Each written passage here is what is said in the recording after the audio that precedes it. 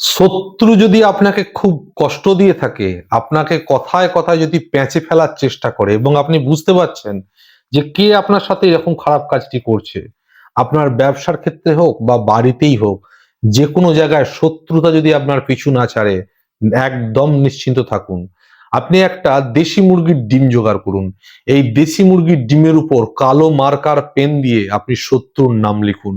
এবার একটি কালো কাপড়ের মধ্যে এই দেশি মুরগির ডিমে, যার মধ্যে আপনি কালো মার্কার পেন দিয়ে শত্রুর নাম লিখে দিয়েছেন, সেই ডিমটি এই কালো কাপড়ের মধ্যে জড়িয়ে একটা গিঁট বেঁধে পুটলি আকারে বানিয়ে নিয়ে বাড়ি থেকে বেরিয়ে কোনো একটা চৌরাস্তার মোড়ে গিয়ে সেই শত্রুর মুখটা মনে করে রাগে আছড়ে ভেঙে দিন ওই ডিমটি, দেশি মুরগির ডিমটি, কাপড় সমেত, কালো কাপড় সমেত।